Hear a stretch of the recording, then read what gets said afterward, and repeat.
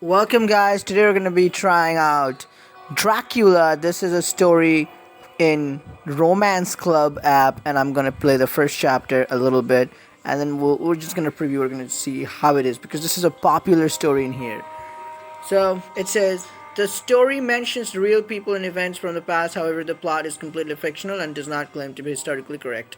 Somehow, my steps are completely silent in this dark and empty passage, but his steps echo with heavy, loud thuds. So, Emma is my main character. There's a stone wall ahead of me. I have nowhere else to run. He's so close that I feel his icy breath down my neck. I turn around sharply. Woo! His hand with long, crooked nails reach for the big sky, blue diamond shining on my neck. Oh! Give it to me. Give it. His whisper is surrounding me, leaking in through my skin. You'll never get it. Never. I try to shield myself with my hand, and his sharp nails sink into it. Blood? Then I wake up. The stranger's hand was still burning with stinging pain. Finally, I found the switch and saw three wavy, bleeding stripes on my hand in the dim night light. Claws? Romania, the Vampire's Den Hotel. Trying to clear my mind, I headed to the bathroom with shaky steps, by the way. So there is related to Dracula and Romania. So there's a song so by King Juan or King Juan, I don't know, but you can just search it on YouTube. Excuse me. So the name is No Vampire in Romania. So it goes like this: No vampire in Romania, I'm not your Dracula. So that song is super awesome. And there's also like There Are No Gnomes in Sweden. So just so on the context of Romania. So I first learned about this There Are No Gnomes in Sweden from the Tonight Show. Do Not Listen. From that section I learned about them, and I figured a lot of people went to watch the actual song after that episode of Jimmy Fallon. Anyway, I'm going off topic, but you can just check those two songs out on YouTube. Trying to clear my mind, I headed to the bathroom with shaky steps. Excuse me. I saw that the blood got on my clothes. I undressed and turned the shower on. Streams of hot water ran down my body, both warming me up and calming me down. I wrapped a towel around my torso and pushed the bathroom door. Now I should get a band-aid. Right in front of me, there was a tall, dark figure in a hood, and I certainly wasn't dreaming anymore. You're about to make a choice, choose wisely. Okay. What do I do? Punch him. I hit him somewhere under the hood with all my might. Oh! He moaned and clutched at his face, and the hood fell off his head. The dawning sun shone on his form. Quite a punch you've got. The guy's cheeks sported a distinct print of my fist. No way, a girl beat me. He tossed a lock of wavy ginger hair off his face and tried to smile.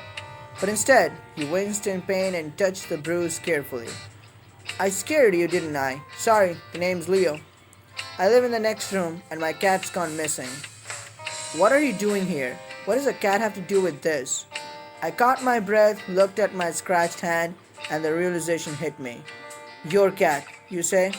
I looked at him defiantly and saw him looking not at my face but lower. Leo was staring at my boobs. What did I get myself into? Hey! That's when I felt the towel about to fall down, not clinging to my body anymore. Oh. At the same moment, Leo's hand darted toward me and caught the towel mid-air, pressing it against my body. His warm touch raised a wave of goosebumps all over my skin. Got it. He adjusted the towel swiftly and secured it behind my back.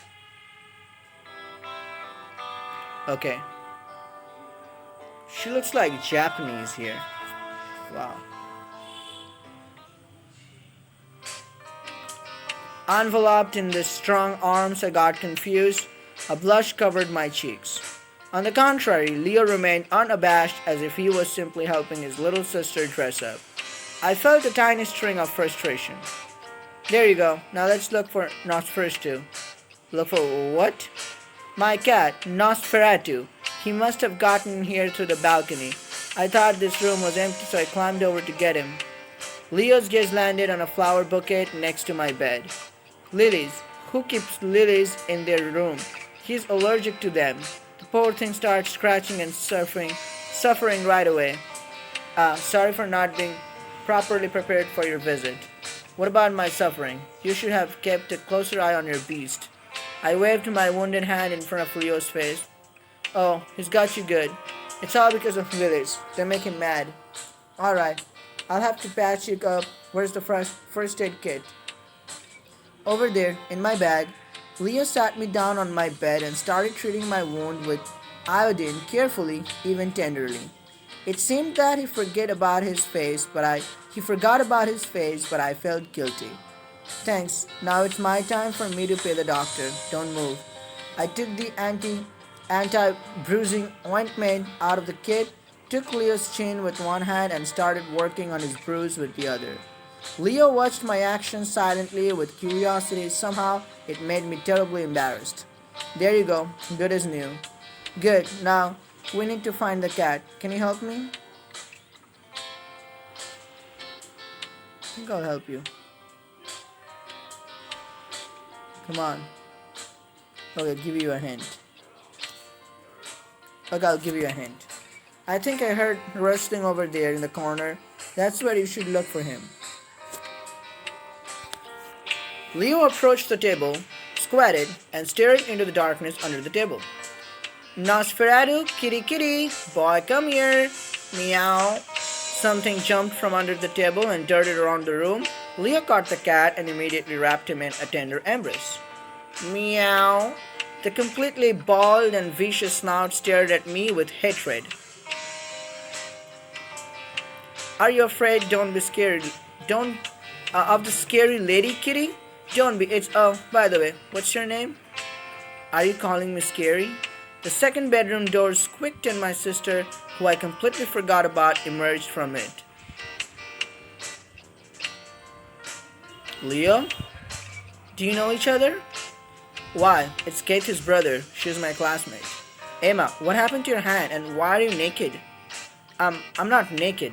Suddenly I was aware that I still was wearing nothing but the towel. For real, go get dressed or you'll catch a cold. There we go. Caring brother mode is on again. But I really should get dressed. As an apology, Leo ordered room service for us, and soon the three of us were having breakfast on the balcony. Millie was making fun of our morning adventure. He's got tons of prizes for martial arts, Kathy told me. Isn't that right, Leo? Uh-huh. Do you realize who you beat, Emma? Just touch those muscles. Millie took to feeling Leo's shoulders unceremoniously, inviting me to join her. Fortunately, the cat drew attention to himself by meowing complainingly, and Millie immediately switched to cuddling him. Purr. I didn't know you had such a wonderful kitty. Yeah, he's great, but he's been depressed for the past 6 months. One animal behaviorist told me that's because Nosferatu had lost ties to his roots. He needs to be with his family for a while, but all his relatives are in Romania, so we came here. Nosferatu comes from an ancient princely family, and we're going to pay them a visit. Is his family's surname Dracula by any chance? No, why? Because your cat is the devil in disguise. I get it. He gave you a hard time today, but soon you'll get to know him and you'll fall in love with him for sure. What brought you to Romania? Oh, it's Millie. She's been dreaming of visiting Dracula's homeland for a year now.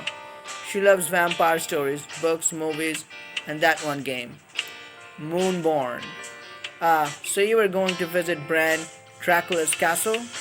Nah, it's a tourist trap. The real Vlad Dracula didn't even live there.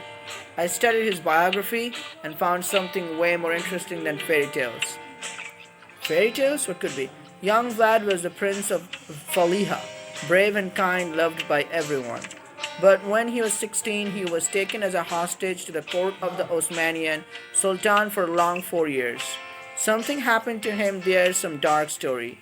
So in 1448, Vlad returned home as a completely different person, grim, aloof Morris. People would say it was just a shell of Prince, like there was something entirely different inside. Millie turned to Leo and said proudly, Emma always digs up something exciting. I love old stories. I'm a fine art restorer, after all. Such an interesting line of work. It sure is, but it's such a shame that it takes up most of our time. I don't get it. Why can't the old stuff wait while you spend time with your sister? I promise I'm yours for these 2 weeks. You will get tired of me. Anyway, today we're going to the cold forest, the real Vlad Dracula's burial site.